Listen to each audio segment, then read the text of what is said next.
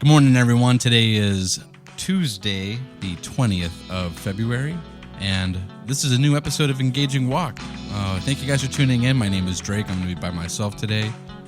Ruby is pregnant, and she's got only a few weeks left to go, so she is really not feeling well enough today to do the podcast. It's probably going to be like that for maybe the next couple of weeks. We'll see. Maybe she'll get like a nice little energy burst. For those of you who have gone through pregnancies, I'm sure you understand, but just want to let you guys know what's going on. And so today's topic for Engaging Walk is going to be discussing the do's and don'ts of the first date. So last week was Valentine's Day. I'm sure a lot of you were on like your 5th or 50th date, So, but those of you out there who might be on your first date coming up, or are going to be getting into the dating scene, you're going to want to know some of these things in terms of do's and don'ts on the first date. Because that first date, I think, is in a lot of ways the feeling out process. It's like the epitome of the feeling out process. In modern dating, you by now surely have gone through a texting phase, maybe even a talking on the phone phase, maybe even doing some video calls and whatnot. And you're getting to this point now where you're like, okay, well, let's meet in person and see what sort of chemistry is there. So chemistry aside, we'll talk about that later on, but let's get into the do's and don'ts first.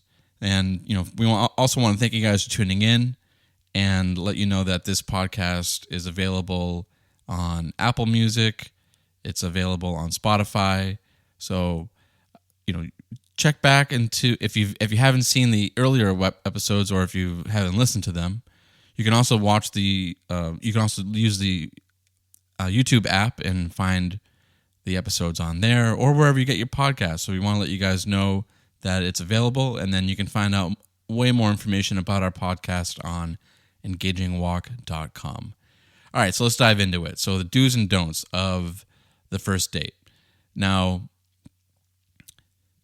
I'm going to primarily speak from a general point of view, and then get into, for men what you want to do, and then from from a female perspective of what you want to do, and then also don't.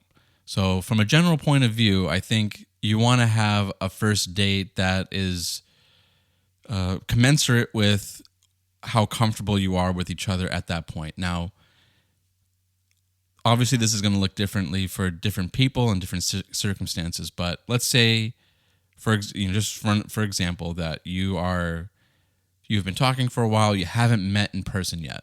Well, it's probably best to do like dinner or lunch, or maybe even just coffee, depending on how comfortable you are with each other. So also, if you met online, or if you met in an area or by means of like an area which you don't know each other personally yet, you're still getting to know each other and you're meeting for the first time, always do something that's like public and let people know like, hey, this is where I'm going. I'm going to be going on a date. This is particularly for, on the female side, but men, don't be afraid to do the same thing. So meet in an area where you can have a good date. I mean, and then this isn't even limited to just doing things that are sitting at a restaurant or sitting at a coffee shop. You can go on a date that encourages walking. Like, so me and my wife, maybe it was like our third or fourth date. We got coffee, and then we went to La Jolla Beach and, walked around, checked out the beach, and got to know each other. So a hike always works. A walking date always works. Meeting at the beach always works.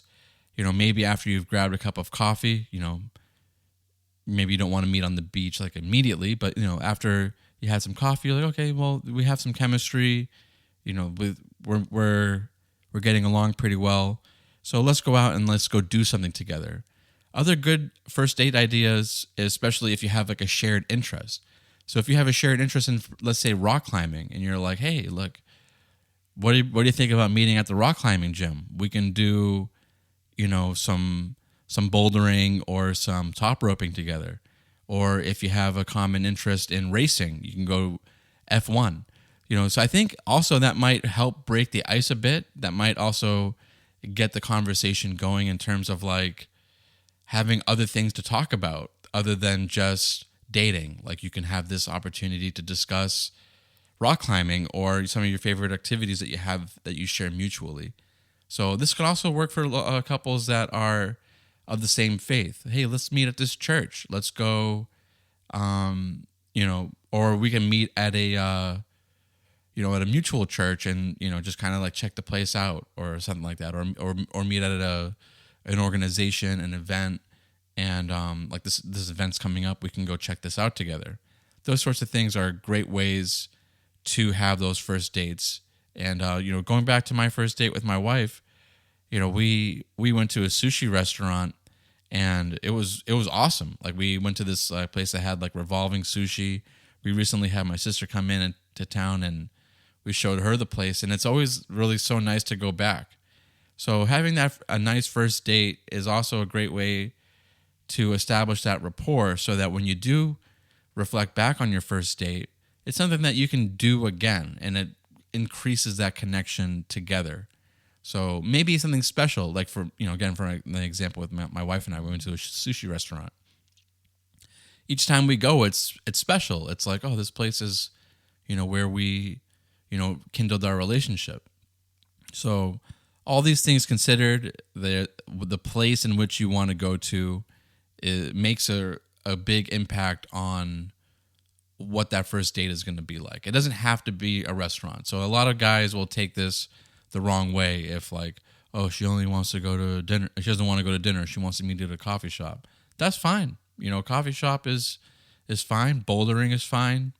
Going on a hiking date is fine. All those things are fine and great ways to to get to know each other.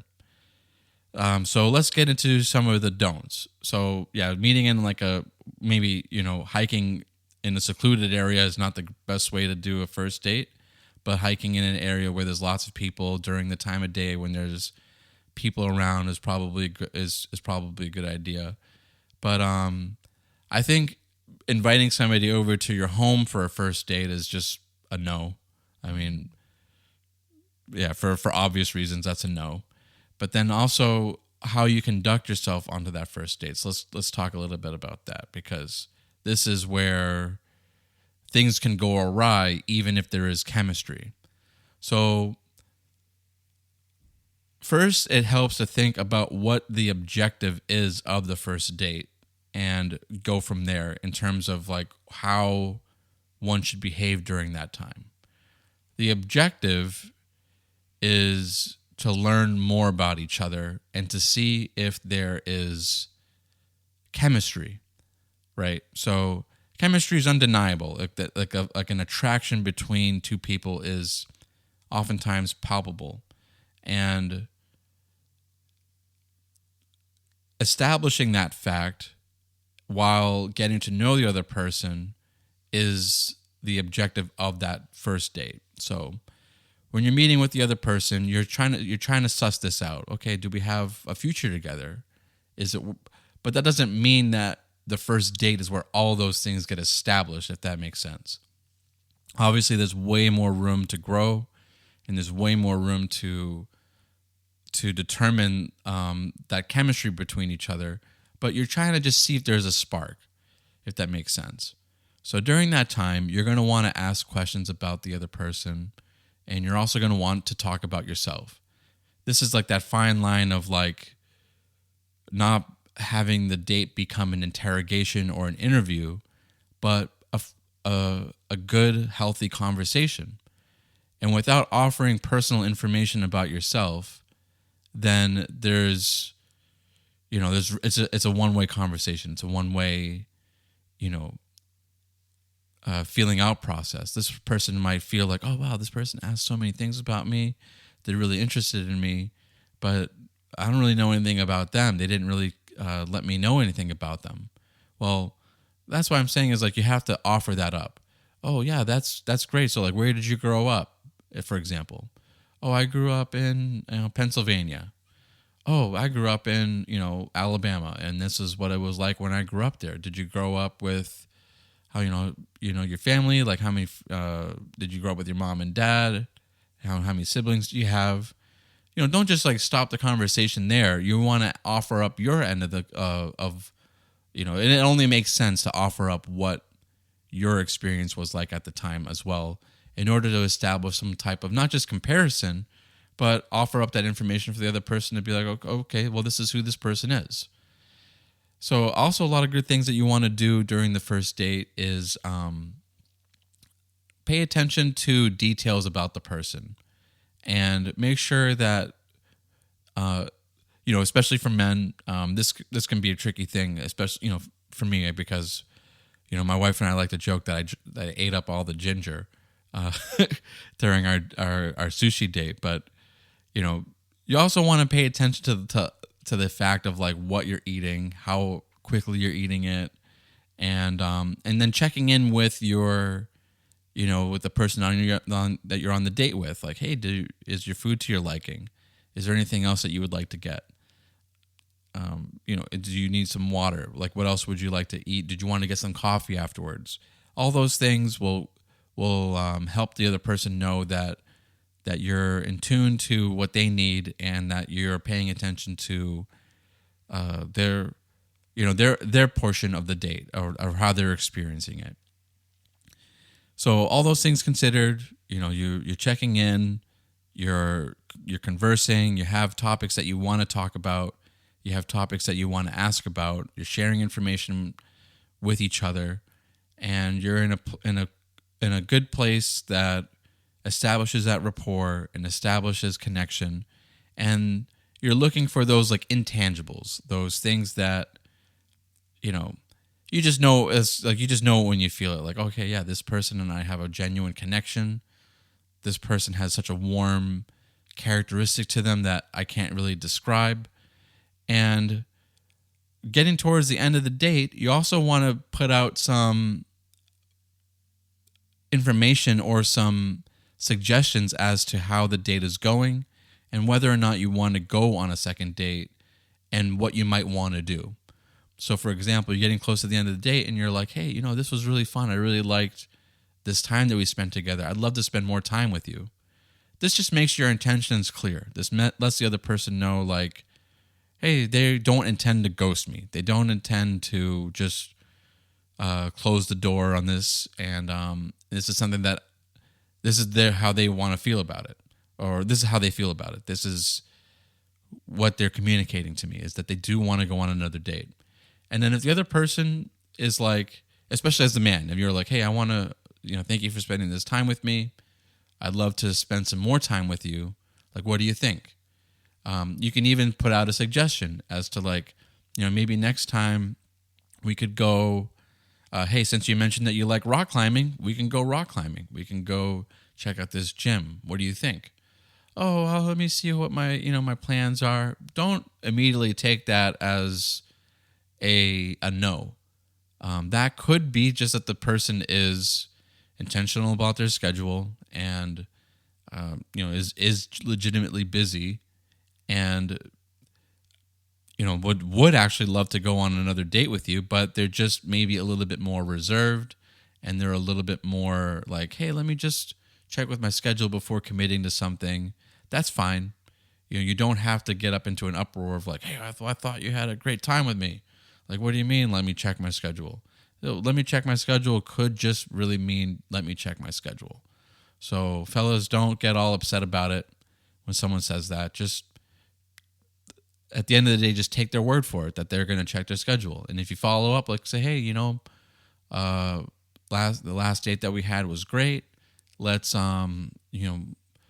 it does next week work for you? And if they're like, yeah, next week works, or no, it doesn't, you just go from there. Obviously, you don't want to invest too much of that time if the person is just being, their version of polite and putting it, and politely saying no, but in a more elusive way. Then, obviously you move on and you don't press it. But if the person is legitimately trying to make arrangements for a second date, you just continue to go from there.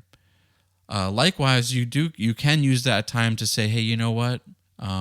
This date was nice. I did have a great time with you, but let me think about it a bit more, about if I want to go on a second date or not. Like, that is also perfectly fine on both ends for people to say that and say, hey, you know what? This something about it is making me feel like maybe there's not a very substantial connection, and I don't want to waste your time. And that's respectful, and that is perfectly fine to do. And honestly, I think a lot of people these days, especially when you get older and you're dating in your 30s or your 40s or your 50s, would appreciate the honesty up front and letting the other person know that they don't really see a future together, which is, again, fine. So those are all different ways in which you can handle the first date. But all of it comes from this point of view of understanding what the objective is of the first date. Again, sussing out to see if there's a legitimate and spark, a connection, getting to know the person on a deeper level, and seeing if and how you can reestablish and connect further with more dates into the future. And obviously this will, as this respectful trend continues of, okay, well, next week we're going to meet. The following week we're going to meet. The following week, we didn't meet up, but we had things going on in the following week. And then you keep establishing that rapport. You keep establishing that connection. Over time, that will bloom and blossom into a dating relationship where, as in Seinfeld they put it, the date is implied. Every week we're going to go on a date. The date is implied. That at that point you're a dating couple and you're progressing into a more serious relationship. But it all starts from this natural process of seeing each other, getting that feeling processed through, establishing more dates, and going from there. So for also some do's and don'ts that you don't want to have, some more do's and don'ts. Some don'ts is you don't want to dominate the dating atmosphere. In other words, it's perfectly healthy for you as the man to suggest, hey, this is a date that I would like to do. What do you think? And then also taking some advice or some suggestions from the woman and being like, yeah, I like that date idea, but I was also thinking that we can do this. If that is coming up, then you want to make those situations a priority. Like, oh, I've always wanted to go do this thing. Let's say, like, go to Balboa Park or, go to Coronado Beach. Okay, yeah, that sounds great. Let's do that. You don't always have to dominate the dating ideas, the dating places, what you eat, all those sorts of things. So this is a feeling out process. So trying out even new foods together will be a great opportunity for both of you to get a good understanding of who one another, of who you are. Some other don'ts is as you're going through this idea of like, okay, well, let's meet and let's go on a date together. You don't want to push it too quickly. So there's also, and then you don't want to do it too late. So for example, if you're in this texting or calling phase of the relationship and you've just been texting for months and months and months, and there hasn't been an outreach of let's meet in person, one, you might be getting catfished. And then two, you're probably dealing with somebody who is not sure, or maybe they're seeing other people on the side, or they can't really settle down to one person. So that could be a red flag at that point of, dragging that phase out for too long. But then also doing it too quickly could make the situation uncomfortable. So you want to find that Goldilocks period of, hey, we've been texting for a decent amount of time now, however long that is for you. And I'd like to meet in person and see if there is, that spark. And then the other person should just intrinsically understand like what you're trying to do and what you're trying to say with that. So those are those are a lot of like the suggestions and things that you do want to do and things that you don't want to do during the first date, leading up to it, conducting yourself during that time, and then what you would want to do afterwards. If there's anything else that I missed, or if there's things that you guys things that work for you, feel free to share in the comments. Some of the other things I think is also a good time to get into the habit of understanding is like what going into the date knowing like, okay, what am I going to be comfortable with in terms of like physical contact and like kissing and things like that. So again, you have to go back to this idea of like what the first date is. The first date is a feeling out process, and it is a time in which you can do all these things together and get a better feel for who the other person is. And those things could taint it and then like lead the relationship in a way that it's not supposed to go. So with that, I'm your host Drake, and want to let you guys know that we got a new podcast coming out like every week, so look out for that. And this is Drake from Engaging Walk, and we'll see you guys next week. Make sure you guys subscribe, tune in, and comment, like, and then share the podcast with people that you think will benefit. See you next week. Bye.